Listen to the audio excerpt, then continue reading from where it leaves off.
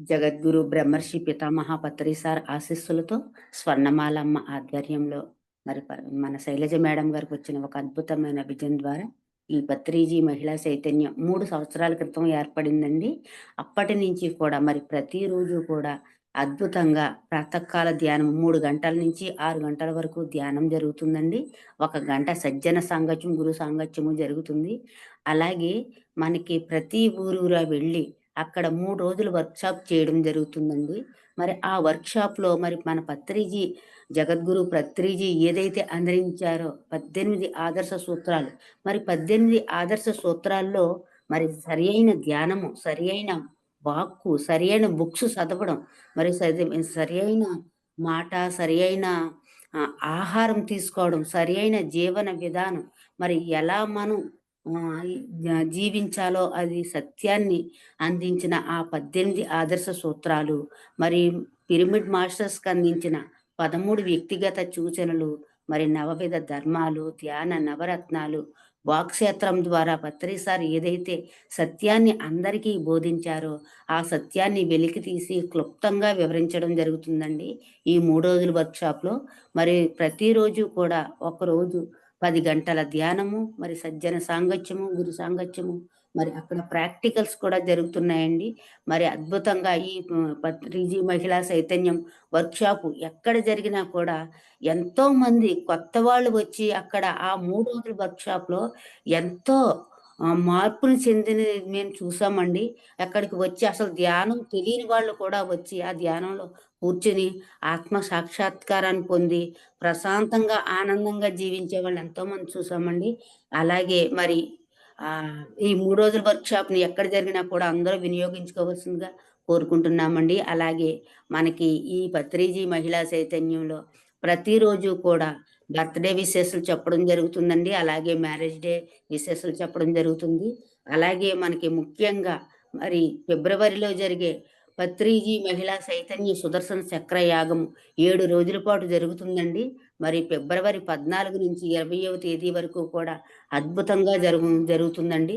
మరి ఈ యాగానికి అందరినీ కూడా ప్రతి ఒక్కరిని ప్రేమపూర్వకంగా ఆహ్వానిస్తున్నాము.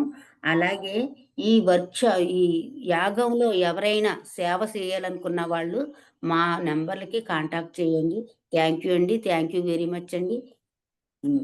మేడం గారికి, గీతావాణి మేడం గారికి స్వాగతం, సుస్వాగతం అండి. Thank you madam. 10 గంటల ధ్యానం చాలా బావుంది మేడం. అవునండి. నేను మొదటిసారి విన్నాను. చాలా చక్కగా అసలు భూమికిప్పుడు ఇన్ని గంటల ధ్యానము చాలా హ్మ్. చోట్ల నుంచి జరగాలి. చాలా బావుంది మీ కార్యక్రమాలన్నీ కూడా. తెలియని వాళ్ళు కూడా హ్మ్. మేడం గారు హ్మ్. అక్కడికి అంటే ధ్యానం తెలియని వాళ్ళు కూడా వచ్చి అంటే మనం ఒక గంటే కూర్చోలేము. అలాంటిది ఆ ఒకే సిట్టింగ్‌లోనే 3 గంటల నుంచి 8 గంటల వరకు ఉంటుందండి. 5 గంటల ధ్యానం. ఆ 5 గంటలు కూడా ఒక్క సిట్టింగ్‌లో కూర్చుంటున్నారు మేడం. అంత అద్భుతంగా జరుగుతుంది ఎక్కడ జరిగినా కూడా మేడం. అదే మేడం. మన ద్వారా ప్రసరించే ఆ శక్తి ప్రవాహాల వల్ల ఆ! మన ఆరాలో శక్తి ఉంటుంది. ఇంతమంది ధ్యానులు. అది వాళ్ళకి ప్రసరిస్తూ కూర్చోబెడుతుంది. ఓకే చాలా అండి. బావుంది మేడం. చాలా సేవలు చేస్తున్నారు. నిజంగా హ్యాట్స్ ఆఫ్ టు యూ. అది పత్రి సార్‌దండి. తర్వాత శైలజ మేడం గారికి నిజంగా ఆ అద్భుతమైన విజన్ వచ్చిన తర్వాత నుంచి కూడా ఎక్కడ వర్క్‌షాప్‌కెళ్ళినా మేడం ఎంత ప్రేమపూర్వకంగా ఆదరిస్తున్నారు. అక్కడ అంటే వెళ్ళేటప్పుడు ఒక 100 మంది ఉన్నా కూడా చుట్టుపక్కల వాళ్ళందరూ కూడా పోగుపడి తరువాత అక్కడ ప్రాక్టికల్స్ జరుగుతున్నాయి మేడం. ఆ ప్రాక్టికల్స్‌లో కర్మ ప్రక్షాళన జరిగి వాళ్ళ గత జన్మలు వాళ్ళు చూసుకొని ఎంతో అద్భుతంగా ఆహ్ మనల్ని మనం తెలుసుకోవడం తర్వాత నీలోని పత్రిజీ ఉన్నాడు, నాలోని పత్రిజీ ఉన్నాడు, అందరిలో ఉన్న పరమాత్మ ఒక్కటే అనే సత్యం తెలుసుకోవడం జరుగుతుంది మేడం ఇందులో. చాలా బావుంది మేడం. చాలా. మీకైతే యూనివర్స్‌కి ఎంతో సేవ చేస్తున్నారు. మీ అందరికీ కూడా కంగ్రాచ్యులేషన్స్. థాంక్ యూ చాలా మేడం. గొప్ప కార్యం జరుగుతా ఉంది. ఏ మూల ఏ ధ్యాని ఏం చేస్తున్నారో చూడండి. ఎంత చక్కగా చేస్తున్నారో. ఇలా అందరూ కూడా స్ఫూర్తి పొంది ముందుకు రావాలి ఫ్రెండ్స్. Okay friends. ఓకే అండి. అందరికీ ఆత్మ బంధువులందరికీ ఆత్మ ప్రణామాలు. ఈ జ్ఞాన ప్రసాదాన్ని స్వీకరించే ముందు పత్రిజీ గారిని ఇన్వైట్ చేసుకుందాం. స్వర్ణమాల మేడం గారిని. గణపతుల వారిని, సరస్వతి మాతని, ఆంజనేయ స్వామిని ఇన్వైట్ చేసుకుంటూ చక్కగా జ్ఞానాన్ని స్వీకరిద్దాం. మనకి ధ్యానం, జ్ఞానం, మౌనం ఈ 3 చాలా ముఖ్యం. ఇక మనకి ద్వంద్వాలు లేవు. ఉన్నదెవరు? ఆడ, మగ, శత్రువు, మిత్రువు వీళ్ళెవరూ లేరు. ఎవరున్నారు? జ్ఞాని, అజ్ఞాని అంతే. కులము, మతము ఇవన్నీ ఏవీ లేవు. జ్ఞాని, అజ్ఞాని అంతే. మనం చూడాల్సింది అంతే.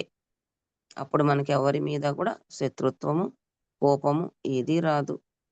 వాడు అజ్ఞానంలో ఉన్నాడంతే. మనము ఒకప్పుడు అలా ఉన్నాం. ఇప్పుడు ఈ స్థితికొచ్చాం. ఇలా ఆలోచిస్తే మనకి ఎవ్వరి మీద కూడా పగ, కోపాలు ఏవి ఉండవు. కాబట్టి మనం ధ్యానం చేస్తూ, సాధన చేస్తూ ఉన్నాం. మనం సాధకుడిగా ఉన్నాం. ఈ ఆధ్యాత్మిక ప్రయాణంలో ఉన్న స్థితి నుంచి ఎప్పుడూ కూడా ఆ స్థాయి పెంచుకుంటూ ఉన్నత స్థితికి చేరుకుంటూనే ఉండాలి. సాధకుడు ఈ ప్రయాణంలో ఉంటాడు. ఇతడెవరు? నిరంతర విద్యార్థి. ఎప్పుడూ నేర్చుకుండేది ఉండనే ఉంటుంది. అందుకే ఈ నిరంతర విద్యార్థికి 5 లక్షణాలుండాలని ఒక సంస్కృతంలో ఒక శ్లోకం ఉంది. ఆ శ్లోకం ఏంటంటే, కాకచేష్ట బకోధ్యానః శ్వాననిద్రా తథైవ చ అల్పాహారీ గృహత్యాగి విద్యార్థి పంచలక్షణః. ఈ 5 లక్షణాల్లో మొదటిది కాకచేష్ట. మనకు కాకము అంటే తెలుసు. ఒక కాకి చేసిన చేష్ట అని అర్థం. ఈ కాకి ఏం చేసింది? కొన్ని తరాల నుంచి చెప్పుకుంటూ ఉన్నాం. కానీ ఇందులో ఈరోజు మనం ఆధ్యాత్మిక మర్మము, అంతరార్థం తెలుసుకుంటే ఆ కథకి ఇదా అర్థము అని ఈరోజు మనకి చాలా బాగా తెలుస్తుంది. ఎందుకంటే ఈ స్టోరీ మనము ఎన్నో ఏళ్ల నుంచి, తరాల నుంచి వింటూ ఉన్నాం. ఆ కథ మనందరికీ తెలిసిందే. కుండలో అడుగున ఉన్న నీటిని ఒక కాకి తాగాలనుకుంటుంది. అప్పుడేం చేస్తుందది? ఒక్కొక్క రాయి వేసి నీళ్లు పైకొచ్చాక ఆ నీటిని తాగి దాహాన్ని తీర్చుకొని ఎగిరిపోతుంది. ఏ విధంగా అయితే కాకి తన వివేకాన్ని ఉపయోగించిందో ఇక్కడ, అట్లాంటి వివేకంతో ఒక ఆత్మ సాధకుడు ప్రపంచంలో మెలగాలి. ఆ వివేకాన్ని కలిగి ఉండు అని ఈ కాక చేష్ట అనేటువంటి ఈ ప్రస్తావనను ఆ రచయిత చేశాడు. ఈ కడవలో అడుగున ఉన్న నీళ్ళేంటి? మన ఆత్మ యొక్క దాహం. మనకుంటుంది గదా జ్ఞాన దాహం.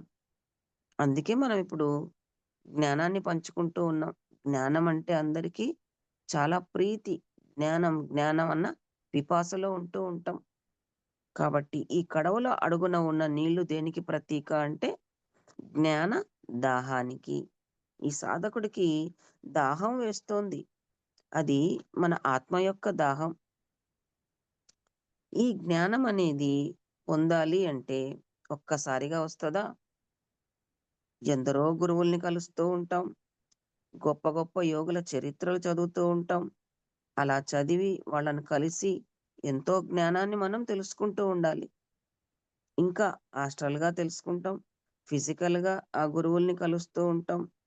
ఇవన్నీ జరగాలి అంటే ఎంతో నేర్చుకుంటూ ముందుకు సాగాలి. ఈ కాకి తన దాహాన్ని తీర్చుకోవడానికి ఒక్కొక్క రాయి వేసింది. ఆ ఒక్కొక్క రాయి మన జీవితంలో ఎదురయ్యే వ్యక్తులు. ఈ రాళ్ళు దేనికి ప్రతీక? మన జీవితంలో ఎదురయ్యే వ్యక్తులు, సంఘటనలు వాటికి ప్రతీక. అంటే మన జీవితంలో ఎంతో మందిని కలవడం, నేర్చుకోవడం, బాధపడడం జరుగుతుంది. కొన్ని ఆనందాలు జరుగుతూ ఉంటాయి. వీళ్ళందరినీ మనం ఎలా మార్చుకోవాలి? మనకు సోపానాలుగా, ఆత్మ ఎదుగుదలకు తోడ్పడే ఉపకరాలుగా, మన ఆత్మ దాహాన్ని తీర్చే వస్తువులుగా వీళ్ళని మార్చుకోవాలి. మనం ఎప్పుడూ ఎదుగుతూ ఉండాలి కదా! ఒకరు ఇలా ఉన్నారు, ఒకరలా ఉన్నారు అని అనుకోవాల్సిన పని లేదు. వంశీ సార్ చెప్తూ ఉంటారు. వాడింతే, వీడింతే, నేనింతే. ఎంత బావుంది ఈ సూత్రం. వాడెందుకలా ఉన్నాడు? వీడెందుకిలా ఉన్నాడు? నాకు నచ్చినట్టే అనుకుంటూ నేను వీడిలాగే ఉండాలి కదా! అలా ఎందుకున్నాడు? అనుకుంటూ ఉంటే ఏమవుతుంది? వాళ్ళ కోసమే మన సమయం వృధా అవుతుంటుంది. మన జీవితము వాళ్ళ కోసమే జీవిస్తూ ఉంటాం. మన సగం జీవితం అలానే పోతూ ఉంటది. కాబట్టి వీళ్ళందరినీ మనకు ముందుకు వెళ్ళే మెట్లలాగా మార్చుకుంటే చక్కగా మన ఆత్మజ్ఞానాన్ని పెంచుకుంటూ పోతాం. అందుకే దీన్ని కాకి చేష్ట లేదా కాక చేష్ట అన్నారు. ఇంకా ఇక్కడ కాకిని తీసుకోవడానికి కారణం ఏంటి? కాకెందుకు చెప్పారు అని అనుకుంటే దానికి ఇంకో కారణం ఉంది. కాకి శనిదేవునికి ప్రతీక. అలాగే కాలానికి కూడా ప్రతీక. కాకిని ప్రస్తావించడంలో ఒక వివేకం కూడా ఉందిక్కడ. ప్రతి వ్యక్తిని నీ ఎదుగుదలలో సోపానంగా మార్చుకో అని వివేకముతో చెప్పే ఒక భావము కూడా ఇందులో ఉంది. నీ ప్రయాణము కాలానికి అతీతంగా జరగాలి అని కూడా నిగూఢమైన అర్థం. కాబట్టి మనం కాలము లేదు, ఏమీ లేదని చెప్తుంటాం గదా!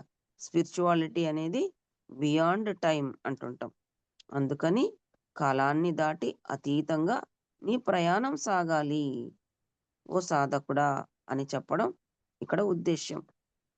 ఇది కాకచేష్ట. రెండవది శ్వాన నిద్ర. శ్వానము అంటే కుక్క. కుక్క ఏ విధంగా నిద్రిస్తుందో అలాంటి నిద్రను మనం కలిగి ఉండాలి. అది కాళ్ళు ముందుకు చాపి తల దాని మీద పెట్టుకొని నిద్రిస్తూ ఉంటుంది. ఎంత మెత్తని అడుగులైనా వెంటనే సులభంగా గుర్తించి తల పైకెత్తేస్తుంది. నిద్రపోదా అంటే నిద్రపోతూనే ఉంటుంది. అంటే ఇక్కడ దాని వినికిడి గురించి మనం చెప్పట్లేదు. దాన్ని నేర్చుకోమని చెప్పట్లేదు. పూర్తి ఎరుక కలిగి ఉండండి అని చెప్తున్నాం. ఎప్పుడు మేల్కొన్నప్పుడు ఎరుకనే, నిద్రించినప్పుడు కూడా పూర్తి ఎరుకను కలిగి ఉండాలి అని అర్థం. ఇంకో అర్థమేముంది ఇందులో? నిద్ర అనేది పరిమితంగా ఉండాలి. శూన్య స్థితి మనకి ధ్యానాల్లో వస్తూ ఉంటుంది. నిద్ర అవసరం చాలా తక్కువ పడుతూ ఉంటుంది. కాబట్టి చక్కగా ధ్యానం చేస్తే శూన్య స్థితిలోకి వెళ్తూ ఉంటాం. అప్పుడు నిద్రను తగ్గించుకోవచ్చు. ఎంతో సమయం మిగులుతుంది. ఎంతో సేవ చేయొచ్చు. పుస్తకాలు చదవచ్చు. సజ్జన సాంగత్యం చేయొచ్చు. ఎంతో వర్క్ చేయొచ్చు. కాబట్టి చక్కగా అతి శీఘ్రంగా శూన్య స్థితిలోకి వెళ్ళేలాగా ధ్యానం చేస్తూ ఉంటే నిద్ర అవసరం చాలా తక్కువ. నిద్రలో పొందే శక్తిని రెండింతల శక్తి మనం ధ్యానంలో పొందుతూ ఉంటాం. ఇలా మనము శ్వాన నిద్ర గురించి తెలుసుకున్నాం. మూడవది బకోధ్యానః. బకము అంటే కొంగ. కొంగ తన ఆహారాన్వేషణలో ఎంతో నిష్ఠత కలిగి ఉంటది. తన ఆహారాన్ని వెతుకుతూ ఒక ఫోకస్డ్ మైండ్‌తో ఉంటుంది. ఆ సమయంలో కొంగ ఎలా ఉంటుందంటే, అలా ఏకాగ్రత కలిగి ఉండి, తన ఆహారము ఆ నీటి నుంచి ఆ చేపలు ఎప్పుడు బయటికి వస్తాయా అని చూస్తూ ఉంటుంది. కానీ ఇది ఒక పెద్ద కొంగ. ఈ కొంగకి ఒక టార్గెట్ ఉంది. ఒక పెద్ద చేపనే తినాలి అని పెట్టుకుందిది. అప్పుడు ఇది ఏం చేస్తుంది ఆ సమయంలో? ఆ నది ఒడ్డున, ఆ చెరువు ఒడ్డున ఉండి చిన్న చిన్న చేపలు దీని ముందు తిరుగుతూ ఉంటాయి. అవి దొరుకుతాయి. కానీ దీని టార్గెట్ ఏంటి? పెద్ద చేప కోసం ఎదురు చూస్తా ఉంది. ఈ చిన్న చిన్న చేపలు దొరుకుతున్నా సరే వదిలేస్తూ ఉంటుంది. కొన్నుంటాయి వేరే కొంగలు. చిన్న చిన్న కొంగలొచ్చి ఈ చిన్న చిన్న చేపల్ని తింటూ ఉంటాయి. ఇది ఇలా తిన్న తర్వాత పెద్ద చేప వస్తే ఈ చిన్న చేపలు తినగలవా? ఎందుకు తినలేవు? చిన్న చేపల్ని తినేసి కడుపు నింపుకొని ఉన్నాయి. ఇక ఆస్వాదించే ఓపిక లేదు, ఇంట్రెస్ట్ లేదు. కాబట్టి ఆస్వాదించే స్టామినా ఈ చిన్న కొంగల్లో లేదు కాబట్టి, ఆల్రెడీ చిన్న చిన్నవి తిన్నాయి కాబట్టి, పెద్ద చేప వచ్చినా కూడా అవి స్వీకరించలేవు. అప్పటికే ఆహారం తిని ఉన్నాయి కాబట్టి. మనం కూడా మన ఆధ్యాత్మిక ప్రయాణంలో చిన్న చిన్న ఒడిదుడుకులు ఎదుర్కొంటూ ఉంటాం. ఎక్కడైనా ఆర్గ్యుమెంట్స్ జరగొచ్చు. మానసికంగా, ఎమోషనల్‌గా ఎవరైనా ఇబ్బంది పెట్టవచ్చు. ఇవన్నీ కూడా చిన్న చిన్న చేపల్లాంటి వాటికి ప్రతీకలు. ఇందాక చిన్న చిన్న చేపలు తిన్న ఆ కొంగ వాటిని తినడం వల్ల పెద్ద చేపను అవి కోల్పోయాయి. అందుకే మనం వీటిని పట్టుకోకూడదు. ఈ చిన్న చేపలే ఆర్గ్యుమెంట్సు, ఒడిదుడుకులు, ఎమోషనల్‌గా ఎవరో ఇబ్బంది పెట్టడాలు, ఏవో సంఘటనలు ఇవన్నీ పట్టుకుంటే మనం గమ్యాన్ని చేరుకోలేం. కాబట్టి ఏముండాలి మనకి? ఆ పెద్ద కొంగ ఎలా ఉంది? కంప్లీట్‌గా ఫోకస్డ్ మైండ్‌తో దానిపైనే నాకు పెద్ద చేపే కావాలి. ఇవి దొరుకుతున్నా నాకివి అవసరం లేదు అని చిన్న చిన్న ఒడిదుడుకులు, చిన్న చిన్న అపార్థాలు, చిన్న చిన్న ఆరోగ్య సమస్యల్ని మనం పట్టుకుంటూ నాకు ఆర్థిక ఇబ్బంది వచ్చింది. నన్ను వాడలా అన్నాడు. నిన్న ఇలా జరిగింది అని ఫైనాన్షియల్‌గా కానీ, ఏ పరంగా కానీ చిన్న చిన్న ఒడిదుడుకులు వస్తూ ఉండొచ్చు మనకి. కానీ మన ధ్యాస అంతా కూడా మన గమ్యం పైననే ఉండాలి. ఏ గమ్యాన్ని నిర్ణయించుకున్నాం? ఏ లక్ష్యంలో ప్రయాణం చేస్తున్నాం? అదే మనకు కావాలి. కాబట్టి ఇది తనకు కావలసిన పెద్ద చేప కోసం ఎలా కంప్లీట్ ఫోకస్‌డ్ పెడుతుందో, మనము అలాగే ఉందాం. కొంగను చూసి ఇది నేర్చుకుందాం. అలాగే అల్పాహారం అన్నారు. మన ఆహార విహారాల్లో, ఆహార నియమాల పట్ల ఒక నియంత్రణ ఉండాలి. ఉండాలనేది కరెక్టే. కానీ కేవలం ఆహారం కాదు. ఆహారం అంటే భౌతికంగా ఇచ్చేదే కాదు. మన ఇంద్రియాల ద్వారా ఏది ఇస్తున్నామో గ్రహించాలి. అది కూడా ఆహారమే అవుతుంది. మన ఇంద్రియాల్లో కంటి ద్వారా చూసేది ఆత్మకు ఆహారం అవుతుంది. చెవుల ద్వారా వినేది, తర్వాత స్పర్శించేది, తాకేది ఇలాగా ఏ ఏ రుచులిస్తున్నాం, ఏ మాట మాట్లాడుతున్నాం, ఏది చూస్తున్నాం, ఏది వింటున్నాం, ఏది తింటున్నాం. ఇవన్నీ కూడా ఏ ఏ ఆహారాలు తీసుకుంటున్నామో అవి మన ఆత్మోన్నతికి ఉపయోగపడేవై ఉండాలి. మన ఇంద్రియాల ద్వారా తీసుకునే వాటి పట్ల కూడా నియంత్రణ ఉండాలి. మనం ఎప్పుడూ కూడా ఆహారం పట్లనే చెప్తూ ఉంటాం. భౌతిక శరీరానికి ఇచ్చేవి. ఇంద్రియాల ద్వారా ఇచ్చే వాటిని కూడా మనము జాగ్రత్తగా నియంత్రణ చేస్తూ ఉండాలి. ఇది 4వది అల్పాహారం అని. అంటే కొద్దిగానే తీసుకోవాలి అని. గృహత్యాగి 5వది. ఇక్కడ ఈ గృహత్యాగి గురించి చెప్పుకోవాలి మనం. ఈ శ్లోకాన్ని చదివి ఎంతోమంది ధ్యానంలోకి వచ్చిన వాళ్ళు, తపస్సు చేసుకుంటాను అని వెళ్ళేవాళ్ళు ఏం ఆలోచించారంటే, ఈ పుస్తకం రాసిన రచయిత గృహ త్యాగి అంటున్నాడు. గృహాన్ని త్యాగం చెయ్యాలి. నేను కరెక్టే చేస్తున్నాను అంటూ ఇల్లు వదిలిపెట్టి వెళ్ళడం. పెళ్ళైన వాళ్ళు భార్య బిడ్డల్ని వదిలిపెట్టి వెళ్ళడం. ఇలా అర్థం చేసుకొని హిమాలయాలకు వెళ్తేనే అనుకుంటూ వెళ్ళిన వాళ్ళు, ఇప్పుడు మనం వింటే మనము చేసాం అలాగా. ఇదివరకు జన్మల్లో ఇదే కరెక్ట్ అనుకుంటూ, ఇందులో చాలా గొప్ప కవి రాశాడు అని ఎంతో అన్యాయం చేశాం ఇంటికి, ఆ ఇంట్లోని కుటుంబ సభ్యులకి. అక్కడికే అయిపోయిందా అంటే ఎవరికీ తెలీదు. మనం ఏమనుకున్నామో, ఎన్ని జన్మలెత్తి తర్వాత ఆ కర్మల్ని ప్రక్షాళన చేసుకున్నామో మనకే తెలుసు. కాబట్టి గృహము అంటే ఇక్కడ ఇల్లు కాదు. ఇల్లు ఒక్కటే అని కాదు. త్యాగి అంటే వదిలి వెళ్ళడం అని కానే కాదు. గృహము అంటే సుఖవంతమైన కంఫర్టబుల్ జోన్. కంఫర్టబుల్ ఒక స్థలం అని అర్థం. అంటే గృహత్యాగి అంటే నీ కంఫర్టబుల్ జోన్ వదిలిపెట్టి నువ్వు రాగలగాలి అని అర్థం. అంతే. దానర్థం అదే తీసుకోవాలి. మనల్ని మనం ముందుకు తోసుకుంటూ ఉంటాం కొన్ని విషయాల్లో. అయినా ముందుకు వెళ్ళలేకపోతూ ఉంటాం.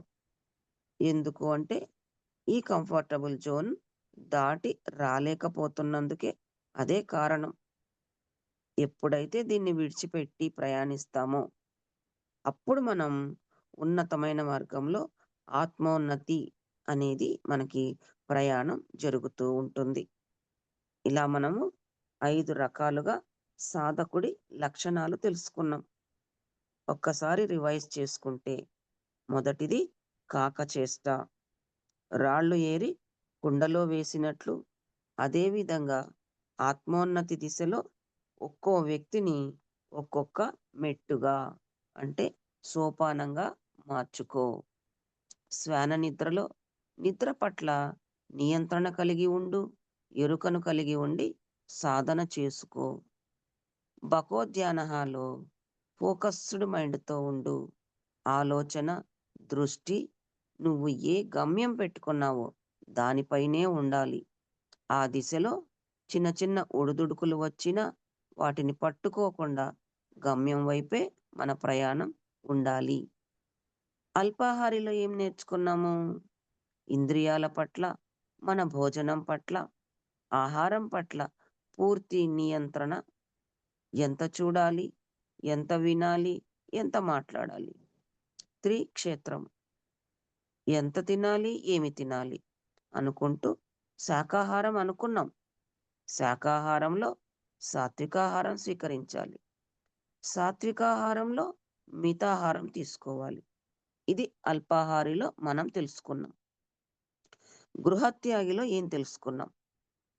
ఎప్పటి వరకు కంఫర్ట్ జోన్‌లో ఉంటావో, అప్పుడు నీ గమ్యాన్ని చేరుకోలేవు. ఆ కంఫర్ట్ జోన్ నుండి బయటికి రావాలి.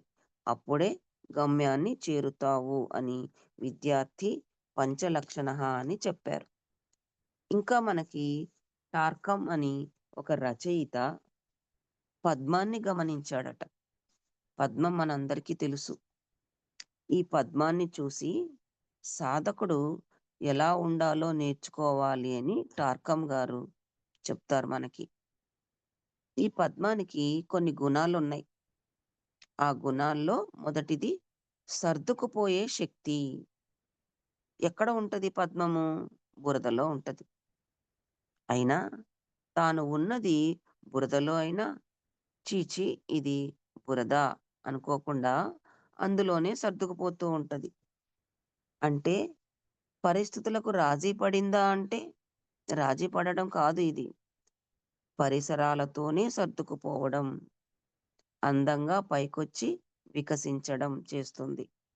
కాబట్టి ఈ సర్దుకుపోయే శక్తిని ఎక్కడ ఉన్నా మన కుటుంబ సభ్యులా, సరికాని వాళ్ళా, సరికాదు మనకు ఎవరు పడట్లేదా ఆఫీస్‌లో ఇవన్నీ చూడకూడదు.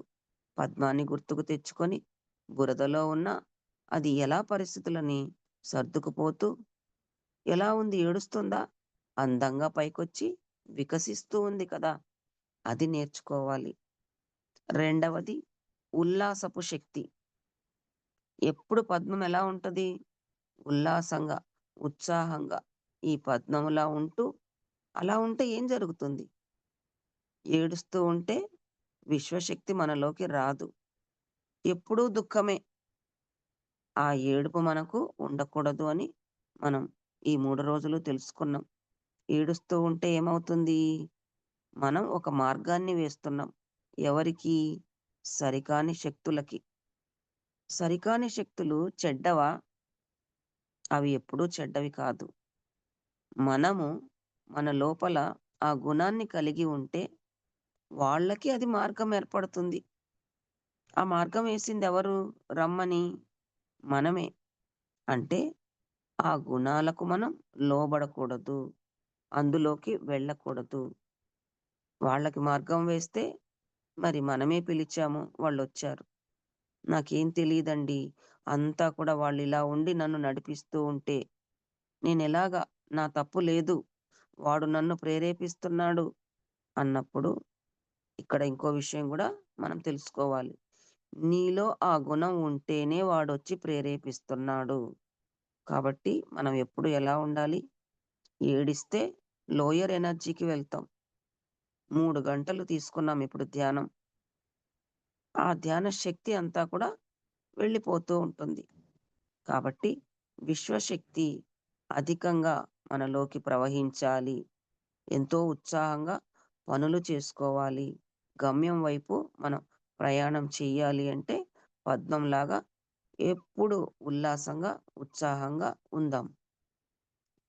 ఇంకా ఈ పద్మానికి ఏం గుణం ఉంటుందంటే ముందు చూపు, లోచూపు అని ఉంటుంది. ధ్యానికి ముందు చూపుండాలి. ఒక వ్యక్తిని చూసినప్పుడు వాడి భావాలెలా ఉన్నాయి? వాడి స్వభావం ఎలా ఉంది? అని గుర్తించేటట్లు మన సాధన ఉండాలి మరి. ఎవరో ఎలాంటి వాళ్ళో తెలియకుండా పప్పులో కాలేస్తూ, వెర్రి పప్పులా ఉంటూ, మోసపోతూ టైం వేస్ట్ చేసుకోకూడదు. వాళ్ళతో ఆర్గ్యుమెంట్ చేసుకోకూడదు. వాళ్ళెలా మసులుతున్నారు? వాళ్ళెవరు? అని వాళ్ళ భావాలు, స్వభావం గుర్తించడం మనం నేర్చుకోవాలి. ఒక సాధకుడు. అలా నేర్చుకోవడానికి సాధన చెయ్యాలి. ఎలాగా? ఈ పద్మం ఏం చేస్తదట? వరద వస్తుంది. వరదకు భయపడుతుందా అంటే భయపడదు. దానికి ముందే చాలా జాగ్రత్త పడుతుంది. ఏం చేస్తుంది? వరద రాకముందే తన పద్మం యొక్క కాడలని పొడుగ్గా పెంచుకుంటుంది. పొడుగ్గా పెంచుకొని ఇప్పుడే పైకొచ్చేస్తుందా? అప్పుడే రాదు. కాడలని చుట్టలు చుట్టలుగా, చుట్టలు చుట్టలుగా ఏర్పరచుకొని ఆ బురద కిందే ఉంటది. వరద రాగానే అక్కడి నుంచి పారిపోదు. వరద వస్తూనే ఈ చుట్టలన్నింటిని పొడుగ్గా చేసుకుంటూ వరద పైకి వచ్చి తేలుతుంది. వరద కింద ఉంటుంది. ఆ వరదలో నీళ్లు ఎంత పైకన్నా రాని వరద కంటే దాటి దాని పైకి వచ్చి చక్కగా నవ్వుతూ వికసిస్తూ ఉంటుంది. ఎంత ముందు చూపు! అలాంటి ముందు చూపు, లోపలి చూపు మనము కలిగి ఉండాలి. ఇక దీనికి వినియోగ శక్తి ఉంది. కొంచెమే నీళ్లున్న ఆ బురదలో దాన్ని వినియోగించుకొని పెరుగుతుంది. ఎందుకు అప్పుడప్పుడు కొంచెమే నీళ్లుంటాయి? ఆ జలధార భూమి కింద ఉన్నది. ఎక్కడికో ఎక్కడికో ప్రయాణిస్తూ ఉంటుంది. ఒక్కోసారి తక్కువ నీళ్లతో ఉంటుంది. ఆ చెరువు, ఆ కొలను. ఒక్కొక్కసారి ఎక్కడి నుంచో ధార వస్తుంది. చక్కగా ఉంటుంది. ఇలాగా ఇది. ఆ కొలను, ఆ చెరువు ఎలా ఉన్నా వినియోగ శక్తి దీనికి ఉన్నందువల్ల కొంచెమే ఉన్నా దాన్ని వినియోగించుకొని అది పెరుగుతూనే ఉంటుంది. మనము కూడా అంతే. వినియోగ శక్తిని బాగా పెంచుకుంటే పరిస్థితులెలా ఉన్నా, వ్యక్తులెలా ఉన్నా, సంఘటనలు ఏవి జరిగినా మనము చక్కగా ఎదుగుతూనే వెళ్తాం. ఉపసంహరణ శక్తి అనేది కూడా ఈ పద్మానికి ఉంటుంది. ఇది సూర్యుడు లేడని, పరిస్థితులు అనుకూలంగా లేవని అప్పుడెలా ఉంటుంది? తనదైన దారిలో ముకుళించుకుపోయి ఉంటుంది. మళ్ళీ సూర్యుడొచ్చాడు. పరిస్థితులు చక్కబడ్డాయి. మళ్ళీ విచ్చుకుంటుంది. అలాగ మనకి పరిస్థితులు సరికానివేవైనా వస్తే మనం ఎలా ఉండాలి? ఒక మాస్టర్ చెప్తారు మనకి. గోడలాగా ఉండు. కొంతమంది అంటుంటారు. ఎందుకో నేను ఈ మధ్యన స్తంభంలాగా ఉండాలి అని నా ఇన్నర్ చెప్తోంది అని అంటున్నారు. చాలామంది నాతో కూడా అన్నారు. నిజమే. మనం ఒక గోడలాగా, స్తంభంలాగా ఉండాలి. మనకివి పరీక్షలు. మోక్షం కావాలంటే మరి పరీక్ష అవసరం లేదా? టీచరు చిన్న పాఠం చెప్పి పరీక్ష పెడుతుంది. మనకి ఈ ప్రకృతి ఏం చేస్తుంది? ఈ విశ్వము పరీక్ష పెట్టి తర్వాత పాఠం చెప్తుంది. ఆ పాఠాలు నేర్చుకుంటూ వస్తున్నాం. కాబట్టి మనము ఆ టీచరు పాఠం చెప్పి పరీక్ష పెడితే ఆ టీచరు కంటే ఈ సాధకుడే గొప్ప.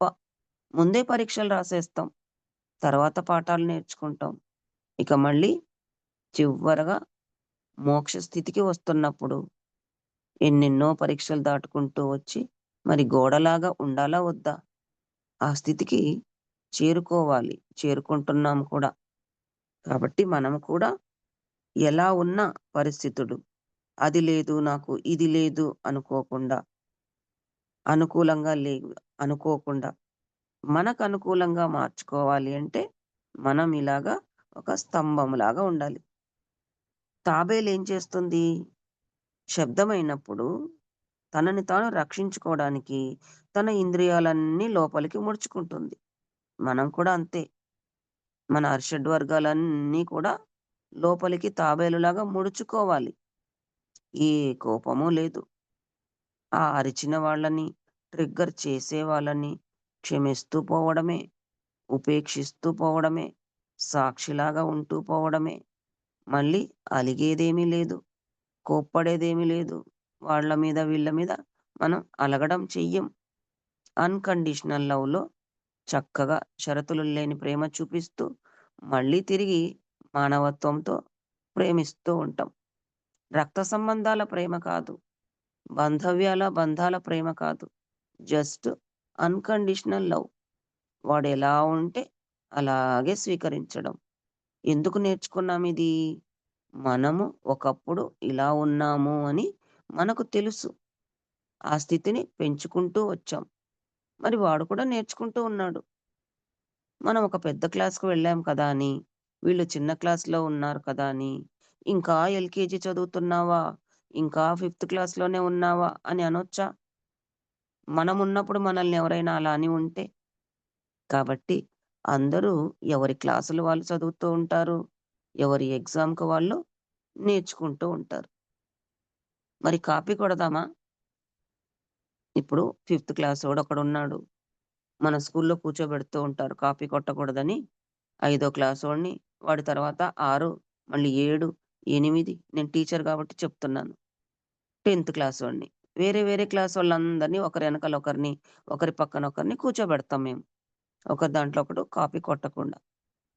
మనమేం జేస్తున్నాము? వాళ్ళు ఫలానా పని చేస్తున్నారు. నేనలా ఎందుకు చేయలేకపోతున్నాను? వాళ్ళు చాలా గొప్ప సీనియర్ మాస్టర్లు. పెద్ద పెద్ద పనులు చేస్తున్నారు. నేను ఆ పనులు చేయలేకపోతున్నా. వాళ్ళు తెచ్చుకున్న ప్రణాళిక వేరు. మనం తెచ్చుకున్న ప్రణాళిక వేరు. మరి ఐదో క్లాసోడు, ఆరో క్లాసోడు పేపర్ చూసి రాస్తే వాడు పాసవుతాడా? మొత్తం కొట్టేస్తుంది టీచరు. ఎవరి ప్రశ్నాపత్రం వాడిదే. ఎవడి క్వెషన్ పేపర్ వాడిదే. ఎవరు ఎవరిని చూసి కాపీ కొట్టే అవసరం లేదు. మనం చాలా గొప్ప యోగే. కానీ చిన్న ప్రణాళికే తెచ్చుకున్నాం. మనం అదే చెయ్యాలి. ఈ జన్మకు అదే చెయ్యాలి. అంతకుముందు జన్మలో పెద్ద పెద్దవి చేశాం. అది అర్థం చేసుకోవాలి మనం. పెద్ద పనులు చేసేవాళ్ళని చూసి, ఇంతేనా నేను చేసేది అంటే, నువ్వు తెచ్చుకున్న వర్కు, మాస్టర్స్ నీకిచ్చిన వర్క్ అదే. అదే చేస్తూ తృప్తిగా ఉంటే, అందులో ఇంకా ముందుకు పోతూ ఉంటే, పెద్ద పెద్ద పనులు ప్రణాళికలో లేకున్నా ఇక్కడికి వచ్చాక ఎదిగాము కాబట్టి మళ్ళీ ఇవ్వబడతాయి. నమ్ముదాం. మాస్టర్స్‌ని, యూనివర్స్‌ని, గురువుని నమ్మి శరణాగతిలో ఈ అంగీకార తత్వం ఏది ఉంటే అదే. కానీ శ్రీకృష్ణుడు చెప్పినట్టు కర్మలు చేసుకుంటూ పోదాం. ఏదైనా అనిపించిందా? చేద్దాం. అది మన ప్రణాళికైతే ముందుకు వెళ్తాం. నా గమ్యమేంటి? లక్ష్యమేంటి? నేనెందుకు జన్మించాను? ఎప్పుడు ఈ ప్రశ్నలు వేసుకునే అవసరం లేదు. మనకు ఏది ఆసక్తి ఉందో అది మనల్ని కర్మలు చేసేలా నడిపిస్తూ ఉంటుంది. ఫలితం వద్దు. చేసుకుంటూ వెళ్తే అదే ఆసక్తి ఉన్నదే, ఆ ఆసక్తితో ఆ గమ్యం వైపు మనమే వెళ్తాం. మనకి ఏది ఇష్టముందో అదే నడిపిస్తూ ఉంటుంది. అదే మన ప్రణాళిక. కాబట్టి ఇప్పుడు ఇన్ని రకాల ప్రశ్నలు, గందరగోళాలు మనకేమీ అవసరం లేదు. కాబట్టి మనము వాళ్ళు లేరు అని, సూర్యుడు లేడని, పరిస్థితులు అనుకూలంగా లేవని, ఇది వినయంగా ముకులించుకుపోయి ఉండి, సూర్యుడు రాగానే వికసిస్తుంది. మనము అలాగే ఉందాం. తాబేలులాగా, పద్మములాగా మన ఇంద్రియాల్ని ముడుచుకొని, అవసరమైనప్పుడు ఎంత తగునో అంత కోపం, ఎంత తగునో అంత భయం. ఈ భయం, కోపం కొద్దిగా ఉంటే మనము ముందుకు వెళ్తూ ఉంటాం. కోపం లేదనుకోండి, చిన్న పిల్లల్ని అదిలించలేము. మన మీద ట్రిగ్గర్ చేసే వాళ్ళని ఆపలేం. కొంత ఏదైనా కొంత ఉండాలి. భయం లేకపోతే, అసలేమీ భయం లేకపోతే ఎలా ఉంటుంది? ఒక దగ్గర కూర్చుంటే ఏదో ఒక జీవి వచ్చి తినేస్తుంది. రోడ్డు దాటాలి అంటే ఏ భయము లేకపోతే ఒక లారీ వచ్చి, ఒక వాహనం వచ్చి గుద్దేస్తుంది. అమ్మో! నేను గబగబా ఈ రోడ్డు దాటి అవతలికి వెళ్ళాలి అని చిన్న భయం. ఇవి ఉండాలి, అవసరం జీవించడానికి. కాబట్టి పూర్తిగా మొత్తంగా అంతా పోతే ఒక చెక్క బొమ్మకి, మనకి ఏం తేడా ఉండదు. కాబట్టి ఉండాల్సినంత ఉంటాయి. కానీ అరిషడ్ వర్గాలు మాత్రం వదిలివేయాలి. ఇక మనోనిశ్చలత శక్తి ఉంటుంది ఈ పద్మానికి. పరిస్థితులు ఎలా ఉన్నా స్థిరంగా ఉండాలి. ఈ పద్మం అలాగే ఉంటుంది. అదే నేర్చుకోవాలి సాధకుడు. దీనికి ఇంకా వివేకపు శక్తి ఉంది. ఎలా ఆ వివేకం? బురద ఉన్నా, నీళ్లు కొంచెమే ఉన్నా, సూర్యుడు మబ్బుల మాటున ఉన్నా, వరద వచ్చినా, ఏ పరిస్థితిలో ఏం చేయాలి అనేటువంటి శక్తే వివేకపు శక్తి. మరి మనం పద్మము నుండి దాన్ని స్వీకరిద్దాం. ఇంకా దీనికి చొచ్చుకుపోయే శక్తి కూడా ఉంది. మనం అంతే ముకులించుకుపోకూడదు. జనంలోకి వెళ్ళలేను, జనం మధ్యలో మాట్లాడలేను, అమ్మో! స్టేజ్ మీదకి పిలుస్తారేమో, ఏమీ అవసరం లేదు భయాలు. మనకేం తెలుసో అదే మాట్లాడదాం. ఎందుకు మనం భయపడతాం? అమ్మా! నువ్వేం చెప్పొద్దు. నీ పేరు చెప్పు, నీ ఊరు చెప్పు, మీ అమ్మ నాన్నల పేరు చెప్పు, ఏం చదువుకున్నావో చెప్పు అంటే భయపడతామా? ఎంత పెద్ద స్టేజ్ ఎక్కినా ఇవి మాత్రమే చెప్పు అంతే. నిన్నేమి అడగము అన్నారే అనుకోండి, చెప్పేస్తాం. ఎందుకని? మనకు తెలుసు కాబట్టి. అందుకే మనకు ఏం తెలుసో అదే భయపడకుండా స్టేజ్ మీదకి రమ్మంటే ఈ రోజు నుంచి, జూమ్‌లో ఏదైనా మాట్లాడమంటే ఈ రోజు నుంచి మనం మాట్లాడదాం. తెలిసిందే మాట్లాడదాం. అలవాటయ్యాక ఇంకా ఇంకా తెలుసుకుందాం. చిన్న పేపర్ మీద పాయింట్లు రాసి దగ్గర పెట్టుకుందాం. తప్పేమీ లేదు. ఎందుకంటే ధ్యానంలో కాస్త మతిమరుపొస్తూ ఉంటుంది. కాబట్టి ఇలా పేపర్ మీద పాయింట్‌లాగా రాసుకొని దాన్ని విస్తరింపజేసుకుంటూ చెబుతూ ఉండవచ్చు. తప్పేమీ లేదు. మన జ్ఞానాన్ని ఇతరులకి ఇలా పంచుతూ పోదాం.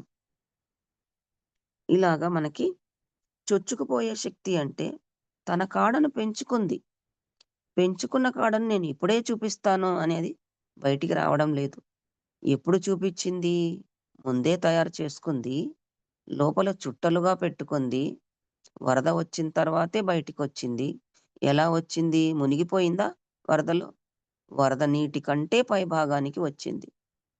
అంటే ఎంత పొడుగ్గా ఈ తామర కాడనది పెంపొందించుకోవాలి అని దానికి ముందే తెలుసు. ముందే విర్రవీగుతోందా అంటే లేదు. మనం అలా ఉండాలి. కాబట్టి వరద వచ్చిన తర్వాత దాన్ని దాటి ఇది ఎలా పైకి ఎదిగిందో మనం కూడా అలాగా ఎదగాలి. సరే, ఇవన్నీ ఎలా నేర్చుకుంటాము అంటే ఒక్కొక్కటి ఒక్కొక్క దగ్గర నుంచి నేర్చుకుంటాం. శరీరం ఎక్కడి నుంచొచ్చింది? తల్లిదండ్రుల దగ్గర నుంచి వచ్చింది. మనసెలా ఏర్పడింది? సమాజం, స్కూలు, తల్లిదండ్రులు, ఇల్లు, మన ఫ్రెండ్సు, ఈ సమాజమే కదా ఇదంతా. మనసనేది సమాజం నుండి ఏర్పడుతుంది. బుద్ధి, బుద్ధి గత జన్మల నుండి ఏర్పడుతుంది. కాబట్టి జ్ఞానము ఎక్కడి నుంచి వస్తుంది? మన స్వీయ అనుభవం నుంచి వస్తుంది. వివేకము కానీ, జ్ఞానం కానీ ఎక్కడి నుంచొస్తుంది? మనము అనుభవించిన అనుభవాల ద్వారా, సంఘటనల ద్వారా జ్ఞానం ఏర్పడుతుంది. ఒకరిచ్చే జ్ఞానం కంటే, పుస్తకాల నుండి వచ్చే జ్ఞానం కంటే స్వీయ అనుభవమే అనుభవం. కాబట్టి ఈ అనుభవము మనము పొందేటువంటి దాని నుంచే ఈ జ్ఞానం మనకి వస్తూ ఉంటుంది. ఒక చిన్న బిందువు, ఆ బిందువు సింధువుని చేరి ఏమవుతుంది? సింధువే అయిపోతుంది. ఈ బిందువు పెద్ద సముద్రంగా మారుతుంది. అందుకే ఈ బిందువు ఎందుకలా మారింది? పెద్ద లక్ష్యం పెట్టుకుంది. నేను సముద్రాన్ని చేరాలి, నేనే సముద్రమై పోవాలి అనే పెద్ద లక్ష్యం. ఎందుకు పెద్ద లక్ష్యము? అది ఎంతుంది? చిన్న బిందువు. ఆ బిందువు నేను సముద్రమై పోవాలి అని లక్ష్యం పెట్టుకుంది. మరి అవుతుందా? తప్పకుండా అది సముద్రంగా మారుతూ ఉంది. మనం చూస్తూనే ఉన్నాం ఉన్నతమైన సముద్రంగా మారడం. కాబట్టి లక్ష్యం ఎలా ఉండాలి? మన లక్ష్యం ఎంతో ఉన్నతంగా ఉండాలి. ఒకసారి పత్రి సార్‌ని కొంతమంది అడిగారట, ఆత్మ అంటే ఏమిటి అని. అప్పుడు సార్ ఎంత చక్కటి ఉదాహరణ ఇచ్చాడో చూడండి. సూర్యనారాయణుడు అనే మాట విన్నారా అని అడిగారు. సూర్యనారాయణుడిలో సూర్యుడు కనిపిస్తూ ఉన్నాడు, నారాయణుడు కనిపించడం లేదు. భూదేవి, భూదేవిలో భూమి కనిపిస్తా ఉంది. దేవిని ఎవరైనా చూసారా? దేవి కనిపించట్లేదు. ఎందుకంటే వాళ్ళు సూక్ష్మ రూపంలో ఉన్నారు. అలాగే ఈ చర్మ చక్షువులకి ఆత్మ కనిపించదు అన్నారట. చూడండి, మనకి ఈ 5 శరీరాలు ఎలా ఉంటాయంటే సూక్ష్మ రూపంలో ఉంటాయి. చర్మ చక్షువులు మనకి మాంసముతో తయారైన ఈ 2 కళ్ళకి చూడడం అనేటువంటిది రాదు. దేన్ని? భౌతికంగా ఉండేదాన్ని చూస్తాం. కానీ భౌతికంగా కళ్ళు ఉన్నా కూడా చూడలేని వాళ్ళు ఎంతమంది? కన్ను ఆకారం ఉంది, చక్కగా రెప్పలు కొడుతూ ఉన్నాం, అందంగా ఉన్నాయి ఆమె కళ్ళు అంటూ ఉన్నాం. కానీ కళ్ళు కనిపించని వాళ్ళు ఎంతోమంది ఉన్నారు. దీని వెనుక శక్తి ఏంటి? దివ్యమైన ఇంద్రియ శక్తి. కాబట్టి ఆకారం ఉంటే సరిపోదు.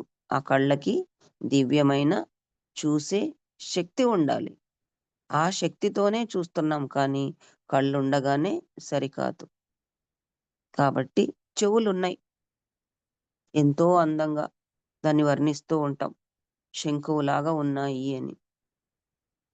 ఉన్నంతనే పుట్టు చెవుడు లేదా అతనికి చెవులు లేవా అంటే చెవులు కనపడతా ఉన్నాయి. మరి పుట్టు చెవుడు, పుట్టిన తర్వాత వచ్చిన చెవుడు, చెవులు ఉన్నా కూడా ఎందుకున్నాయి ఇక్కడ?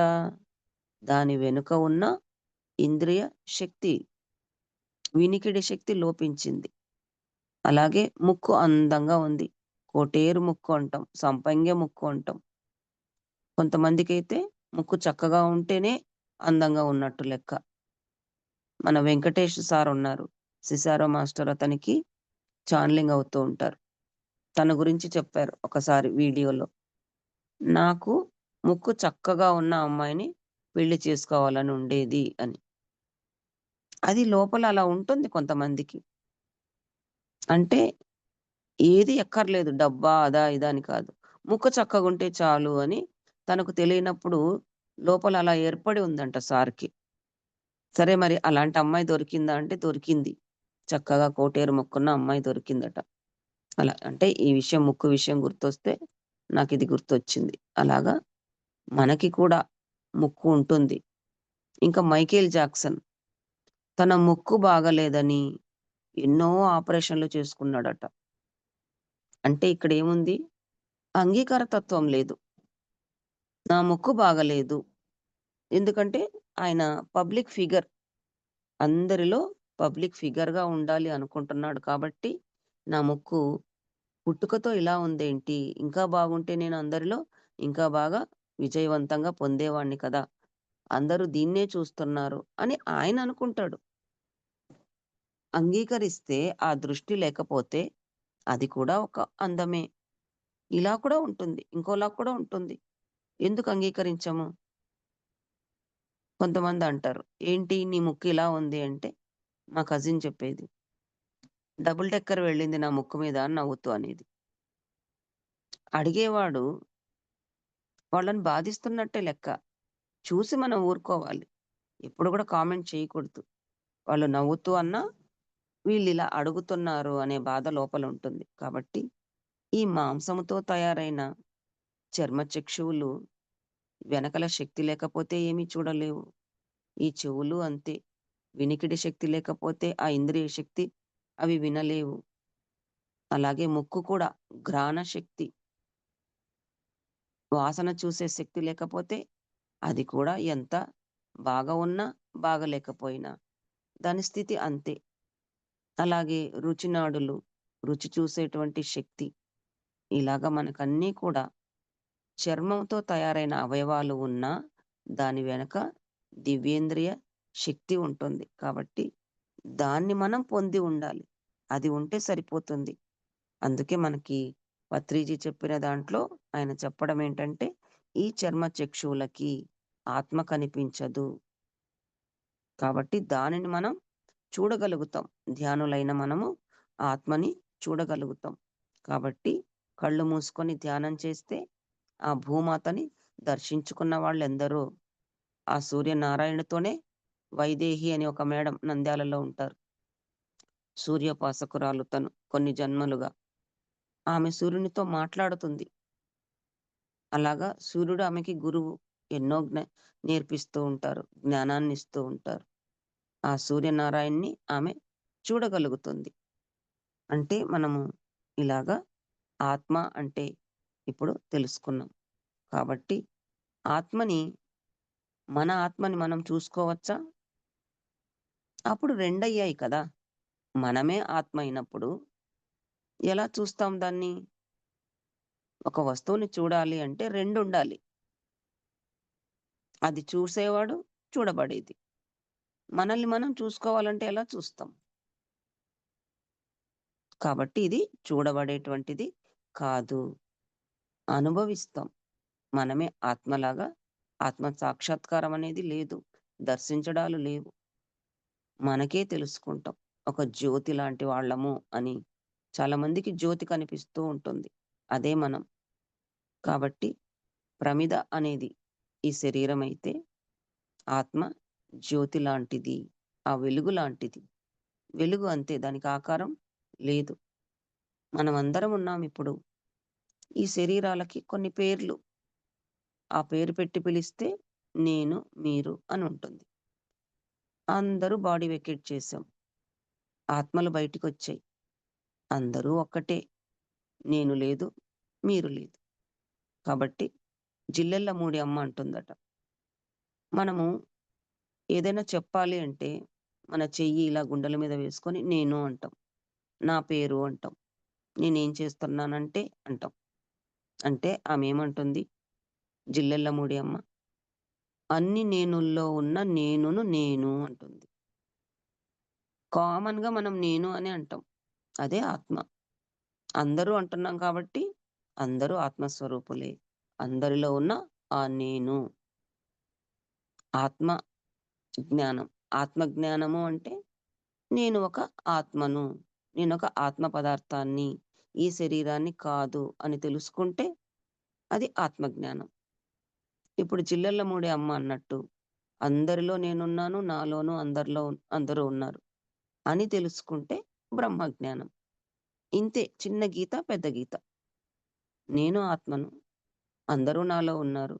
అన్నిటా ఇదే ఉంది. ఇది బ్రహ్మజ్ఞానం. బ్రహ్మజ్ఞానం అంటే మనం ఏదో అనుకుంటాం. ఇదే మనకివ్వబడుతూ ఉంది. మనం బ్రహ్మజ్ఞానమే తీసుకుంటూ ఉన్నాం సజ్జన సాంగత్యంలో. ఇది ఫ్రెండ్స్ సాధకుని లక్షణాలు. ఈరోజు నేను చెప్పదలుచుకున్నది. మీరంతా ఎంతో చక్కగా స్వీకరించారని భావిస్తూ, మీ అందరికీ ధన్యవాదాలు, కృతజ్ఞతలు తెలియజేస్తూ ఉన్నాను.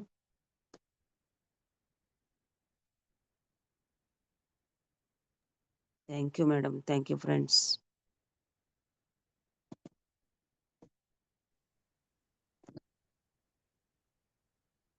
ఎవరైనా మాట్లాడతారా ఫ్రెండ్స్?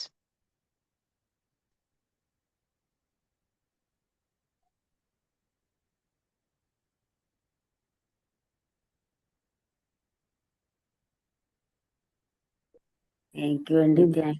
అద్భుతంగా మీరు అలా చెప్తూ ఉంటే మేము అలా ధ్యానంలోకి వెళ్ళిపోతాం మేడం. చాలా బావుందయితే. చాలా బాగా, చాలా అద్భుతంగా చెప్పారు మేడం. థ్యాంక్ యూ అండి. థ్యాంక్ యూ వెరీ మచ్ అండి. మరి మనకి నమస్తే మేడం. ఒక్కొక్కటి నమస్తే మేడం. మాట్లాడతారా? ఓకే. మీరు చెప్తుంటే చెప్పండి మేడం, తర్వాత మాట్లాడతాను. ఆ, అది కాకం గురించి దగ్గర నుంచి చెప్పారండి. గురించి కాకి హంస భలే విషయాలు చెప్పారు. అది మనకి చిన్నప్పుడు స్కూల్లో నీతి కథలు కాకి కథ చెప్పారు. ఒక కొండలో చందమామ కథలు. అందులో దాహం తీర్చుకోవడానికి ఒక్కొక్క రాయి అందులో వేస్తే ఆ నీళ్లు పైకి రావడం ద్వారా అవి ఆ నీటిని తాగి దాహం తీర్చుకోవడం గురించి. మరి అది ఎలా అంటే ఒక్కొక్క రాయి వేయడం మనకి ఎదురయ్యే ప్రతి వ్యక్తుల నుంచి ఒక్కొక్క ఒడిదుడుకులు అవన్నీ దాటుకుంటూ వెళ్ళడం.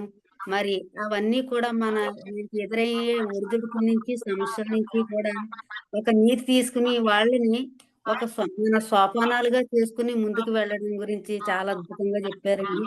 మరి శ్వాస నిద్ర గురించి, చెత్త గురించి, కొంగ కొంగ చూడండి, జపం చేసుకుంటూ చేసుకుంటూ అది అలాగా అంటే చిన్న కొంగలు వచ్చి ఒక్కొక్క చేపని చిన్న చిన్న చేపలు తింటూ వెళ్ళిపోయి కడుపు నింపుకుంటాయి. కానీ ఒక ధ్యేయంతో ఉన్న కొంగ ఏంటంటే పెద్ద చేప తీసుకుందాము అనే ధ్యేయంతో ఉన్నది. ఆ పెద్ద చేప వచ్చేంత వరకు అది అలా జపం చేస్తూనే ఉంటుంది అక్కడ కొంగ చెరువు దగ్గర. అది చాలా బాగుందండి. మరి అన్నీ కూడా బాగున్నాయి. మళ్ళీ నేను టైం ఎక్కువ తీసేస్తాను. థ్యాంక్ యూ అండి. Thank you very much madam. Madam